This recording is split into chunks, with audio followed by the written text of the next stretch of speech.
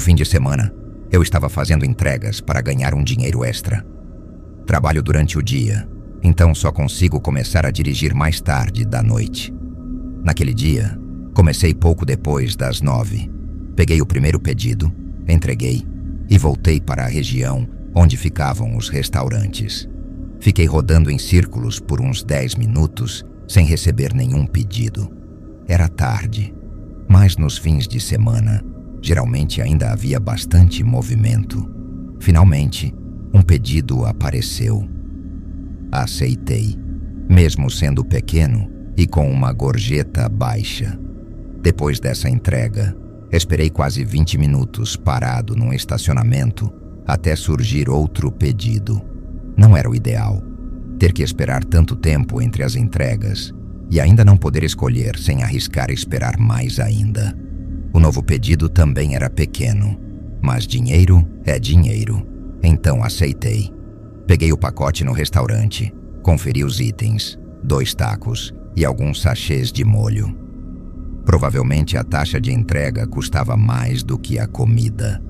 Confirmei a retirada e segui o GPS até o endereço, que ficava a uns 10 minutos dali, em um bairro comum. Poucos minutos depois, parei num sinal vermelho. As ruas estavam quase desertas naquela hora, e eu fiquei ali, sozinho, esperando a luz mudar. Foi então que uma caminhonete encostou ao meu lado. Olhei de relance, mas algo me chamou a atenção. O motorista estava com a cabeça para fora da janela, olhando fixamente para dentro do meu carro. Não para mim, mas para o banco do passageiro, onde estava o pacote da entrega. Voltei a encarar a frente e vi que o sinal tinha aberto. Segui adiante, sentindo um peso estranho no ar. Verifiquei pelo retrovisor. A caminhonete agora estava na mesma faixa que eu, a uma distância constante. A rota era reta até o bairro, então não tinha como saber se ele me seguia ou se era apenas coincidência. Quando entrei na rua do bairro, fiquei atento para ver se ele passaria reto. Mas depois de alguns segundos, vi pelo espelho que ele também havia virado atrás de mim. Era possível que morasse ali, mas lembrando da forma como ele havia encarado meu carro, minha desconfiança só aumentou. O caminho fez algumas curvas antes de me levar a uma rua sem saída. Logo ao entrar, vi a placa avisando. Reduzi a velocidade e encostei, meus olhos fixos no retrovisor. A caminhonete parou atrás de mim, as luzes dos faróis banhando o interior do meu carro. Eu tentava pensar num jeito de sair daquela situação quando recebi uma mensagem no celular. Era o cliente, perguntando quando o pedido chegaria. Foi aí que tudo se encaixou. Aquele homem, provavelmente o cliente, estava me esperando sair do carro. Meu coração acelerou. Eu sabia o que estava acontecendo, mas não via saída. Após alguns segundos que pareceram minutos, ele abriu a porta do veículo e desceu. Caminhou lentamente na minha direção. Parou bem na altura do porta-malas. Ficou ali, imóvel, olhando para mim através do vidro traseiro. O silêncio parecia gritar. Então, de repente, ele levantou o braço e golpeou o vidro com algo pesado, fazendo-o estilhaçar. Meu corpo reagiu antes da mente. Engatei a marcha e acelerei.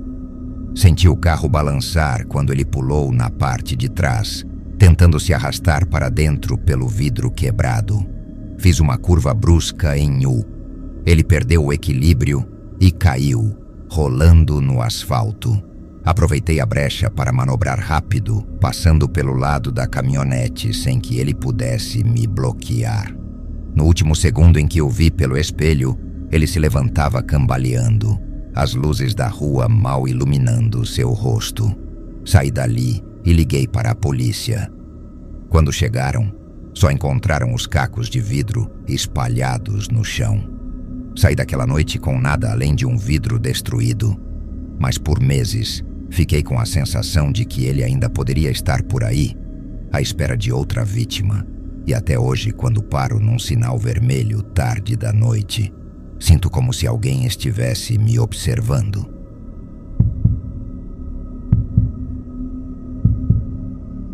Sou motorista de aplicativo, atuando principalmente em um grande bairro de classe média alta. Embora a cidade tenha suas áreas perigosas, esse bairro era conhecido por ser tranquilo, e isso sempre me deixava mais à vontade. Claro, de vez em quando aparecia algum passageiro estranho, geralmente bêbado, drogado ou alterado de alguma forma, mas nada que realmente me preocupasse. Já trabalhava há alguns meses, sem problemas, e até estava começando a gostar do serviço. Naquela noite, comecei a rodar no meu horário habitual, entre 6 e 10 da noite. Era um dia movimentado, cheio de corridas, e o dinheiro estava entrando bem. Quando deu 10 horas, pensei em encerrar, mas a boa sequência de pedidos me fez continuar por mais um tempo. A corrida seguinte, recebida logo depois, era para um passageiro que estava a cerca de 18 minutos de distância, em um local não especificado no mapa. Isso não era incomum. Geralmente significava que a pessoa estava na beira de uma rua ou em frente a algum lugar sem registro oficial. Ao ampliar o mapa, vi que era próximo a um conjunto de galpões de armazenamento. Comecei a dirigir até lá, mas quando faltavam uns 5 minutos para chegar, recebi uma ligação. A voz do homem soou apressada, com a respiração pesada, como quem tinha acabado de correr muito. Ele disse rapidamente: "Vou me atrasar. Espera um pouco para mim, por favor." E desligou sem dar chance de resposta. Nunca alguém tinha me pedido para esperar assim, mas não me importei de aguardar alguns minutos. Pensei que, ao ser paciente, talvez ele me desse uma boa gorjeta. Quando cheguei não havia ninguém à vista, então estacionei no pátio dos galpões. Esperei por uns 5 minutos até notar, pelo retrovisor, um homem saindo apressado de dentro de um dos depósitos. Ele carregava um grande saco esportivo e caminhava rápido, quase correndo. Assim que entrou no carro, um odor forte e repulsivo tomou conta do interior.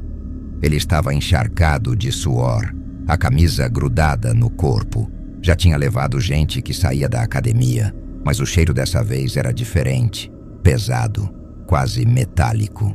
Engoli o incômodo, tentei não demonstrar e cumprimentei-o. Ele não respondeu. Apenas se sentou, abraçou o saco contra o peito e olhou fixamente para a frente. Durante toda a viagem, que durou pouco mais de 20 minutos, ele não disse uma única palavra. O silêncio, combinado com o cheiro e o jeito dele, me deixava com uma sensação ruim, como se algo perigoso estivesse ali, a poucos centímetros de mim. O destino final não era uma casa, nem um prédio. Era apenas a esquina de uma rua mal iluminada. Antes mesmo de eu parar o carro por completo, ele abriu a porta e saiu, andando rápido sem olhar para trás.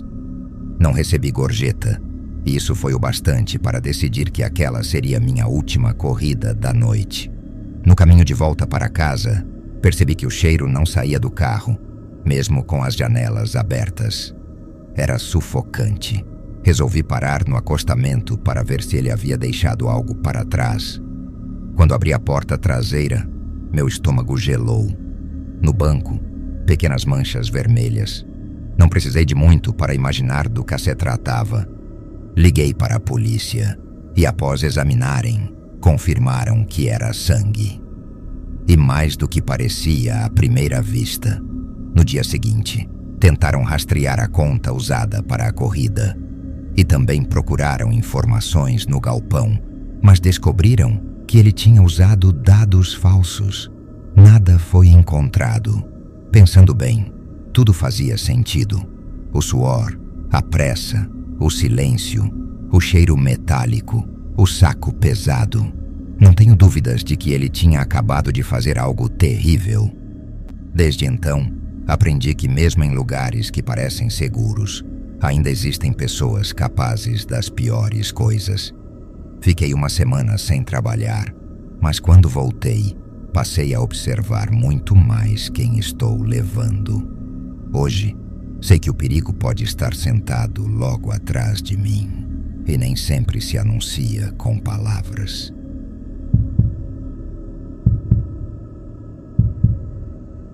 Sou motorista de caminhão para uma empresa de mudanças. Nós trabalhamos especialmente com mudanças de longa distância, cruzando praticamente o país de ponta a ponta, viagens que podem durar de 20 a 40 horas, dependendo dos pontos de partida e destino. Meu trabalho era apenas dirigir. Não ajudava com empacotamento ou carregamento, apenas pegava ou deixava o reboque nas casas. Na época, já estava na empresa havia quase 4 anos. Essa viagem começou como qualquer outra. Cheguei ao endereço de coleta, carreguei o reboque com todos os pertences do cliente e iniciei a jornada. O trajeto dessa vez duraria 30 horas no total, com 2 ou 3 paradas rápidas para descanso. Os trechos mais difíceis de dirigir são nas regiões centrais do país, especialmente no meio-oeste. Há estradas intermináveis ladeadas apenas por campos sem fim, sem absolutamente nada para quebrar a monotonia. Essa ausência de movimento e de cenário cansa qualquer um. Quando cruzei a divisa para outro estado, o sol tinha acabado de se pôr. Eu já estava dirigindo havia cerca de 20 horas. Tinha feito uma pequena pausa algumas horas antes, mas já sentia a exaustão voltando. Meus olhos pesavam e o sono começava a incomodar. Foi quando, alguns quilômetros à frente, percebi algo na beira da estrada. Um carro estava parado no acostamento, faróis acesos. A via era estreita, então diminui para passar com cuidado. O escapamento soltava vapor. Estava ligado. Encostado à porta do motorista, um homem me observava fixamente enquanto eu me aproximava. Passei por ele e acenei com a cabeça, mas pelo retrovisor, vi quando ele entrou no carro novamente. Achei estranho alguém ficar parado assim, no meio do nada, e com o motor funcionando. Não parecia estar com problemas. Parecia estar esperando. Continuei dirigindo, conferindo o espelho várias vezes. Depois de alguns minutos, as luzes dele sumiram na escuridão atrás de mim. Apesar do sono, essa situação me deixou mais alerta, mas não por muito tempo. 1 ou 2 quilômetros depois, vi outro carro, desta vez atravessado no meio da estrada. Mais adiante, na beira da pista, havia um veículo maior, tipo furgão de carga.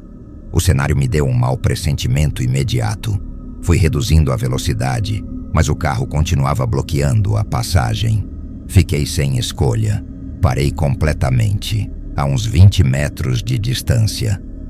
Consegui ver vários homens espalhados pela estrada e um deles parado bem à frente do carro. Seria preciso ser muito ingênuo para não entender o que estava acontecendo. Comecei a engatar a marcha a ré para recuar, mas eles permaneceram imóveis, como se tivessem certeza de que eu não conseguiria escapar. Então, luzes surgiram atrás de mim. Outro carro se aproximava, bloqueando minha rota de fuga. A porta se abriu e um homem saltou correndo em direção à parte traseira do meu reboque. Ao mesmo tempo, os que estavam na frente começaram a avançar rapidamente na minha direção. Naquele instante, meu raciocínio desligou e o instinto assumiu. Acelerei com força, sentindo o impacto de algo na porta traseira do reboque. Ouvi o barulho das travas cedendo e as portas se abriram. Os homens da frente gritaram e tentaram me impedir, mas quando perceberam que eu não ia parar, pularam para fora da pista. Colidi com força contra o carro que bloqueava a estrada, jogando-o para o acostamento e destruindo-o. Estalos secos ecoaram na noite, disparos, mas nenhum atingiu o caminhão. Dirigi por vários quilômetros ouvindo o barulho de caixas e móveis caindo da carreta aberta até conseguir contato com a polícia e marcar um ponto de encontro. A confusão foi enorme, mas o que se revelou depois foi ainda pior que um simples assalto. O veículo que derrubei ficou inutilizado permitindo que os policiais encontrassem um dos envolvidos. Ele acabou entregando informações sobre os outros. O grupo tinha acesso a dados de clientes ricos e planejava interceptar o caminhão para roubar tudo, carregando no furgão. Eles não disseram o que fariam comigo depois do roubo, mas não é difícil imaginar que, para eles, seria mais seguro não deixar testemunhas. Até hoje, quando cruzo estradas desertas à noite, sinto que algo pode surgir na escuridão, esperando pelo momento certo para me forçar a parar.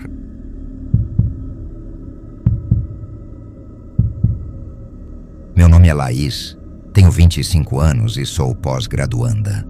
O que vou contar aconteceu em maio de 2022.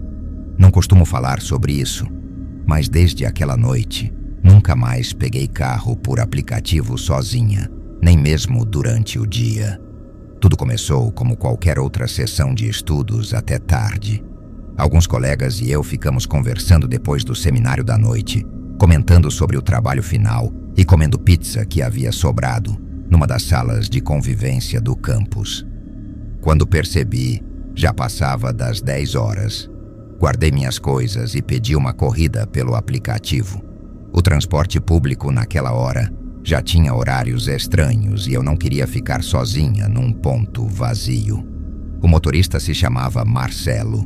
A avaliação dele era boa e o carro combinava com a descrição. Estava limpo, cheiro de aromatizante adocicado. Ele me cumprimentou com aquele sorriso padrão de motorista e perguntou se eu tinha tido um dia puxado. Respondi rindo, dizendo que era a vida de quem estuda demais. Conversamos coisas leves nos primeiros minutos: clima, faculdade e como o calor já estava insuportável mesmo fora do verão. Até que ele comentou algo que me deixou desconfortável. Disse que o GPS sempre mandava pelo caminho mais longo, mas que conhecia um atalho que reduziria uns 10 minutos. Não é que eu fosse paranoica, mas havia algo na forma como falou. A confiança misturada com um leve sorriso que acendeu um alerta na minha cabeça. Fingi naturalidade e concordei. No início parecia normal. Ele saiu da avenida principal e entrou numa rua menor. Achei que conectaria com outra via. Só que depois de uns 5 minutos, não reconhecia nada. A iluminação rareou e as construções se transformaram em galpões industriais e terrenos cercados, desertos. Lugares que, de dia, não chamariam atenção, mas que à noite pareciam um cenário de pesadelo. Peguei meu celular e abri o mapa. Meu ponto azul estava longe do trajeto que eu conhecia. O aplicativo mostrava que estávamos circulando entre ruas sem nome, fazendo voltas. Não havia recalculado rota. Estávamos fora do caminho. Perguntei, tentando manter a voz leve: "Esse ainda é o atalho?" Ele demorou para responder, e isso aumentou o peso no ar. "É sim." Ele dá a volta e sai perto da sua casa. "Confia em mim." A forma como disse "confia em mim" soou errada. Notei que passamos 2 vezes pelo mesmo depósito abandonado, com a mesma porta arrebentada e o mesmo poste piscando. Ele não queria economizar tempo. Ele estava ganhando tempo. Mantive o celular firme na mão, inclinei a tela para que ele não visse e compartilhei minha localização com minha amiga Carla. Nenhuma mensagem, só o ponto no mapa. Depois de mais uma curva, falei: "Acho que minha amiga acabou de me mandar mensagem. Ela está me esperando na esquina. Pode me deixar no cruzamento principal?" Ele me olhou pelo retrovisor e disse: "Estamos perto. Te levo mais adiante." "Prefiro descer agora." Minha voz saiu firme. Ele não reduziu a velocidade. Nesse momento decidi parar de ser educada. Levantei o celular de forma que ele visse e falei: "Se você não parar agora, vou ligar para a polícia." O silêncio que veio depois foi sufocante. Então, sem dizer nada, ele encostou. Não era uma rua movimentada, nem perto de comércio aberto. Apenas meio-fio, cascalho e o som distante de uma rodovia. Abri a porta devagar, sem tirar os olhos dele. Fui recuando até alcançar a calçada do outro lado da rua. Só então, ele acelerou e sumiu. Caminhei por quase 20 minutos até encontrar uma loja de conveniência aberta. Carla ficou no telefone comigo o tempo todo. De lá, pedi outro carro, mas por uma conta diferente e escolhendo um motorista com várias avaliações recentes e positivas. Relatei o ocorrido ao aplicativo. Recebi reembolso e a promessa de que investigariam. Nunca soube se algo foi feito. Talvez ele tenha recebido apenas um aviso, talvez nada. Mas até hoje, penso naquela noite e me pergunto até onde ele iria antes que eu percebesse que não estava indo para casa.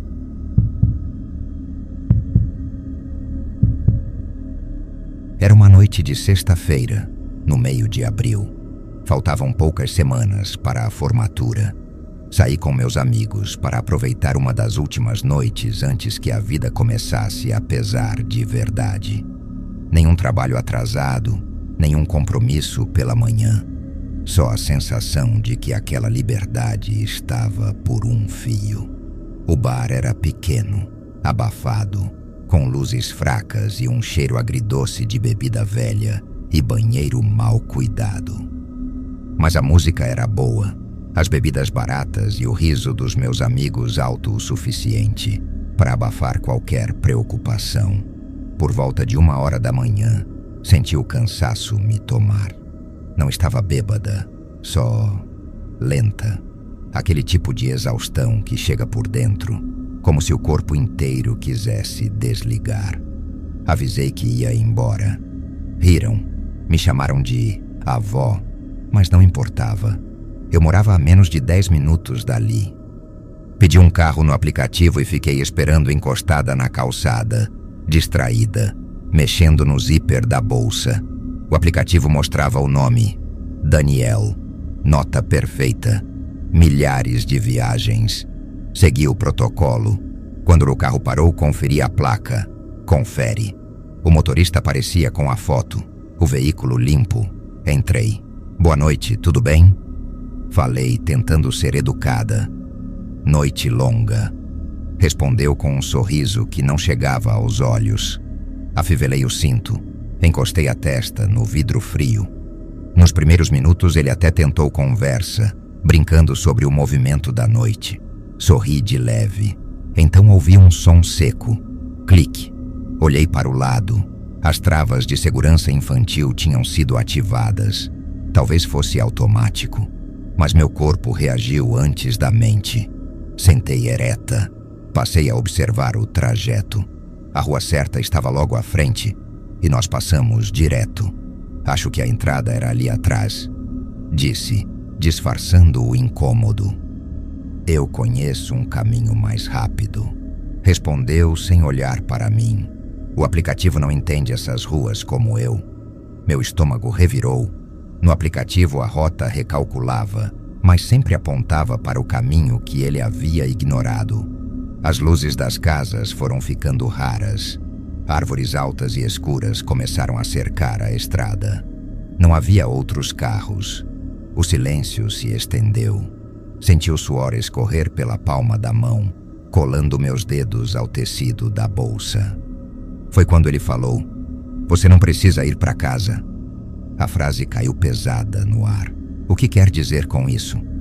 Minha voz saiu mais baixa do que eu queria. Só estou dizendo: existem maneiras melhores de acabar uma sexta-feira. Não havia humor na voz dele. Era plano, calculado. Apertei o botão para destravar a porta. Nada. Estou bem, obrigada. Tenho um trabalho para entregar amanhã. Falei rápido. Ele soltou uma risada curta e seca e continuou dirigindo. Eu encarava as placas, memorizando nomes de ruas que nunca tinha visto, tentando entender onde estávamos. O celular vibrou. Mensagem de uma amiga perguntando se eu já tinha chegado. Digitei devagar, escondendo a tela. Ele não está indo pelo caminho certo. Portas travadas. Não consigo sair. A resposta veio na hora. Quer que a gente chame a polícia? Onde você está? Olhei para o retrovisor. Pode me deixar aqui?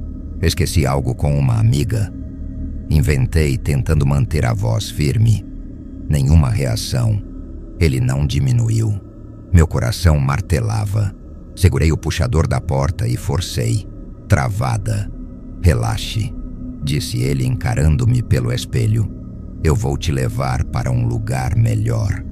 Minhas pernas tremeram. Olhei o velocímetro. Pouco mais de 50. Não era rápido o suficiente para desistir de tentar. À frente, um sinal vermelho. Quase nenhum movimento na rua. Apertei o botão do vidro. Desceu alguns centímetros. Continuei. Ele percebeu. Não faça isso, gritou. Eu disse para ficar quieta. Ignorei. Empurrei o braço pelo vão, depois o ombro.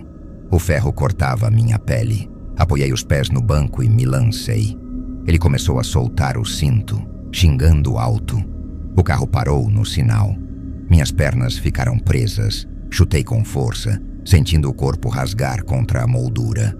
Caí no asfalto, o impacto arrancando o ar dos meus pulmões. Rolei até a calçada. Meu braço latejava de dor, o rosto arranhado. Ouvi a porta do carro bater e passos rápidos na minha direção. Mas então, faróis surgiram na esquina. Outro carro. O motorista congelou. Voltou para o veículo e arrancou, desaparecendo na escuridão.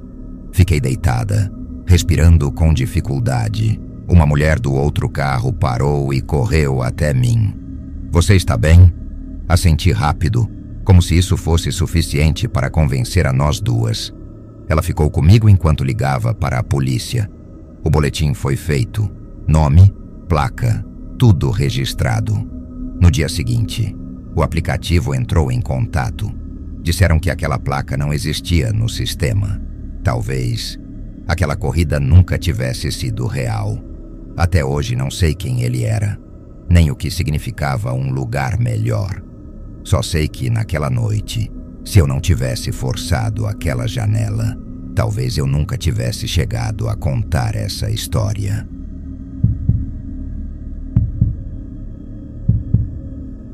Saí da biblioteca pouco depois da meia-noite. Tinha sido uma maratona de estudos. Semana de provas, noites mal dormidas, café demais. Meus amigos já tinham ido embora e caminhar sozinha não parecia inteligente. Pedi um carro pelo aplicativo no ponto de embarque do campus. A rua estava silenciosa, daquele silêncio profundo em que até o zumbido dos postes parece mais alto. Minha mochila pesava nas costas como se carregasse pedras. No aplicativo, o motorista se chamava Renato. A avaliação dele era alta e o veículo batia com a descrição. Quando encostou, sorriu e confirmou meu nome. Assenti e entrei. O ar tinha cheiro de limpador cítrico e o rádio sussurrava um programa noturno que eu não reconhecia. Prendi o cinto e enviei uma mensagem rápida para minha colega de apartamento. Já estou a caminho. Devo chegar em uns 15 minutos. A viagem começou tranquila. Eu, distraída, revisava anotações no celular, embalada pelo som constante dos pneus no asfalto. É estranho como a gente se sente segura, só porque alguém tem boas avaliações e um carro limpo. De repente, ele virou para uma rua lateral. Olhei para cima. Esse não é o caminho usual. É um atalho. A estrada principal está complicada por causa de obras. Confia em mim. Respondeu olhando pelo retrovisor. Eu sabia que havia obras, mas não lembrava de ter visto qualquer desvio no mapa. Abri o aplicativo. A linha azul tinha sumido, reaparecendo com uma rota estranha. Não disse nada. Apenas segurei o celular com força. Passamos por uma oficina fechada, depois por um posto de gasolina abandonado, e logo não havia mais nada. Apenas postes espaçados, luzes amareladas piscando e sombras que pareciam se alongar demais. Então, sem aviso, ele entrou num estacionamento vazio. O chão era rachado, cercado por lojas fechadas com placas antigas e desbotadas. estacionou no canto mais escuro. Aconteceu alguma coisa? Perguntei.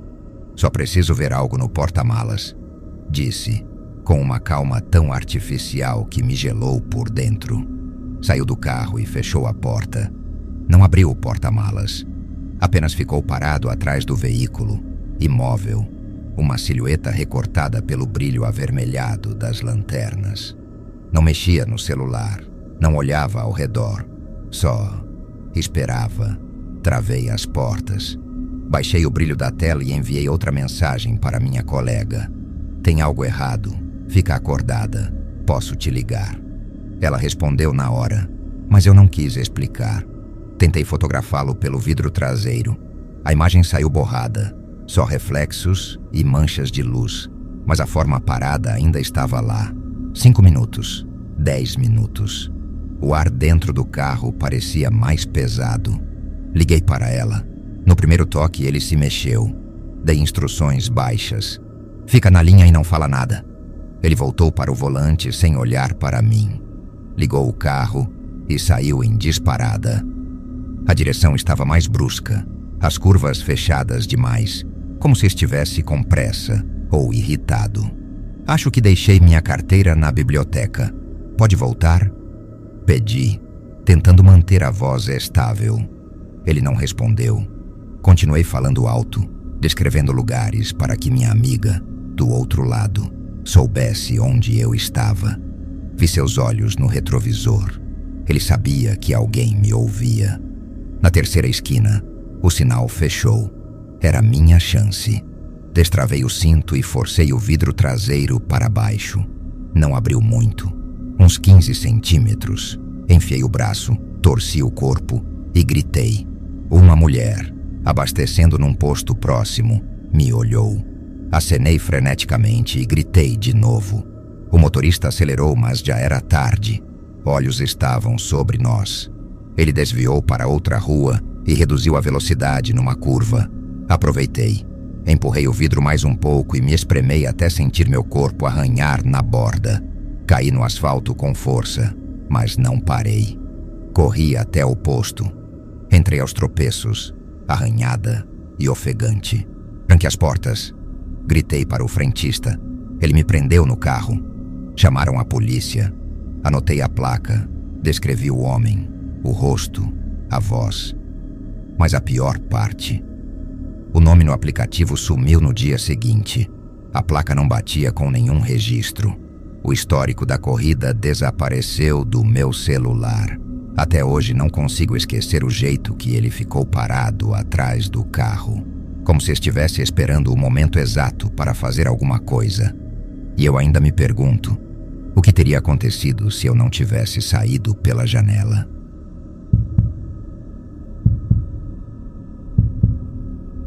Trabalhei por alguns anos numa pizzaria durante o fim do ensino médio e início da faculdade.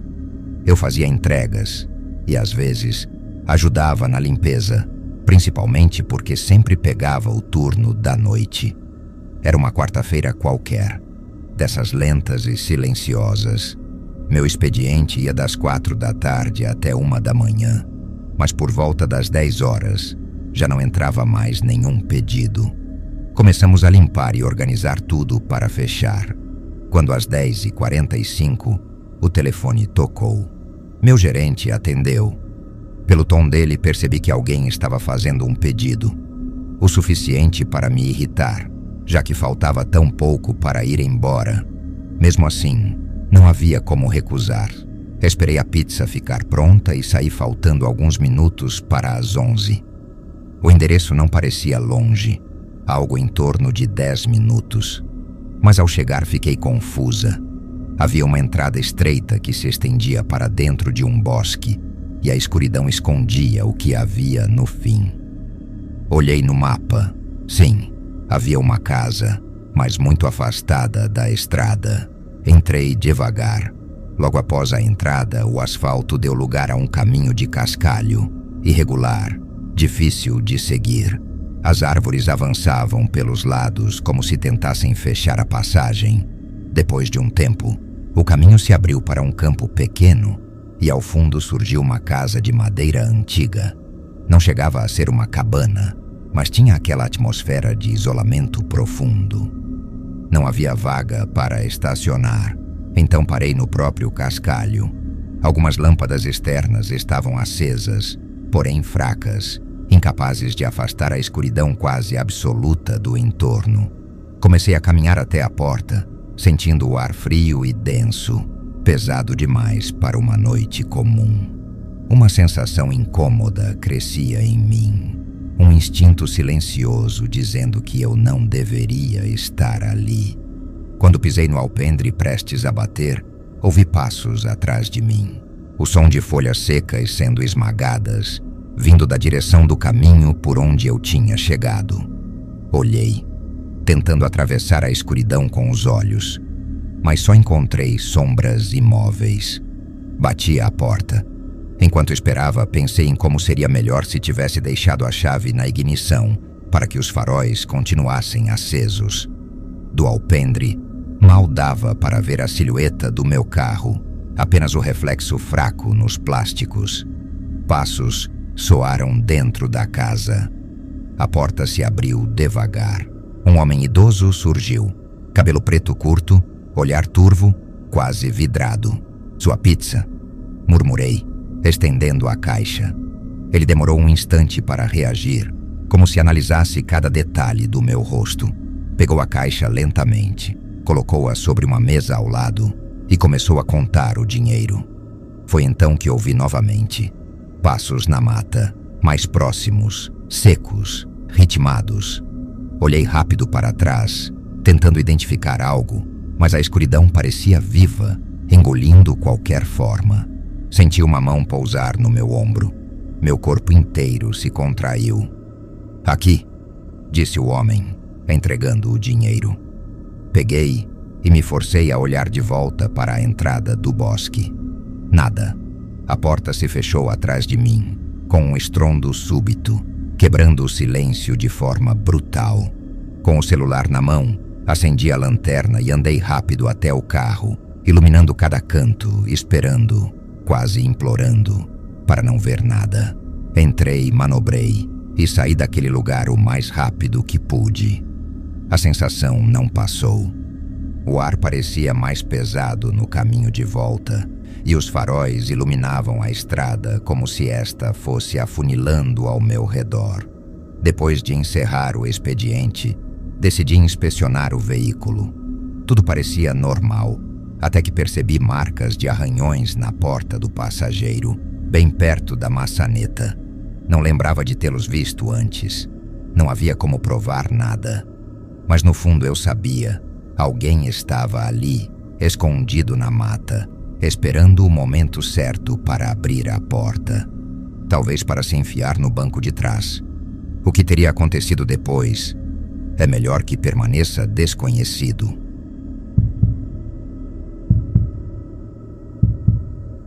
Sou motorista de caminhão para uma grande rede de mercados. Meu trabalho é sempre dentro do mesmo raio, de mais ou menos 80 quilômetros, levando cargas do depósito para as lojas e voltando no mesmo dia. Nada de viagens longas, nada de passar a noite em posto de estrada. Sempre chego em casa para dormir na minha própria cama. Naquela noite, tudo parecia normal. Fiz minhas entregas, uma após a outra, e terminei a última por volta das 9 horas. Demoraram meia hora para descarregar a carreta. Depois, era só voltar para o depósito, deixar a papelada e encerrar o dia. O caminho de volta sempre foi o mais solitário. O depósito ficava afastado, na beira da cidade, cercado de terrenos baldios e estradas quase sempre vazias à noite. Já estava-se a uns 45 minutos de viagem, quando percebi que o ponteiro do combustível estava perigosamente baixo. Resolvi parar num posto de estrada que já conhecia. Entrei na área de abastecimento e fui direto para a bomba de diesel. Enquanto o combustível enchia o tanque, encostei no caminhão, observando o pátio silencioso. Foi aí que os vi. Um grupo de 4 homens parados ao lado de uma caminhonete velha, do outro lado do posto. Não havia mais ninguém por perto. Eles olhavam para mim. E não era um olhar casual, era fixo, medido, como se estivessem decidindo algo sobre mim. Fingi ignorar. Olhei para o contador da bomba, tentando agir como se não tivesse percebido. Mas o peso daquele olhar parecia atravessar minha pele. Algo no ar mudou. Uma pressão silenciosa que fazia meu coração bater um pouco mais rápido. Terminei de abastecer, guardei a mangueira e subi na cabine. Assim que saí do posto, ouvi o motor da caminhonete ligar. Pelo retrovisor, vi as luzes deles se acendendo. E, em segundos, estavam atrás de mim. No início tentei achar uma explicação lógica. Talvez fosse coincidência. Talvez fossem para a mesma direção. Mas conforme seguíamos pela estrada cada vez mais deserta, eles começaram a mudar de faixa, se aproximando demais. Depois recuando, sempre instáveis como predadores cercando uma presa. Peguei o celular e disquei para a polícia, dizendo que havia um grupo dirigindo de forma perigosa e possivelmente embriagado. Por fora, tentei manter a voz firme. Por dentro, sentia um nó no estômago e a boca ficando seca. Foi então que eles passaram para a faixa ao lado, emparelharam comigo e pude ver seus rostos pelo vidro. 4 homens, olhos fixos, sorrisos curtos, algo murmurando entre eles. Um deles apontou para mim. No mesmo instante, aceleraram e jogaram o veículo na minha frente, freando bruscamente. Pisei no freio com toda a força, sentindo o peso do caminhão estremecer, o barulho do metal gemendo e o cheiro de borracha queimada invadindo a cabine. Parei a poucos centímetros. As portas dele se abriram ao mesmo tempo. 4 corpos saíram correndo, 2 de cada lado, subindo na lateral do meu caminhão, tentando puxar as maçanetas. O barulho das mãos batendo no metal ecoava como golpes surdos. O som da minha própria respiração parecia alto demais. Engatei a marcha a ré, recuando alguns metros com um tranco que fez a carga balançar. Eu sabia que tinha segundos para decidir. Pela minha frente, só havia 2 opções: jogar o caminhão no barranco, correndo o risco de tombar, ou ir direto contra eles. A escolha foi instintiva. Acelerei. Eles pularam para o lado no último instante, e eu atravessei o veículo deles como se estivesse rompendo uma barreira. O impacto foi seco. O som do metal amassando ecoou como um trovão. Continuei acelerando sem olhar para trás. Só parei quando avistei as luzes do depósito. Meu corpo tremia inteiro. Quando os policiais chegaram ao local do incidente, encontraram o veículo deles abandonado no acostamento e os 4 encostados, bêbados e calados. Não quiseram dizer o que pretendiam fazer. Eu também não quis perguntar. Mas até hoje, às vezes, quando estou dirigindo de noite e o retrovisor pega um par de faróis atrás de mim, sinto aquele mesmo frio no peito, porque eu sei que, se tivesse hesitado por um segundo a mais, talvez eu não estivesse aqui para contar essa história.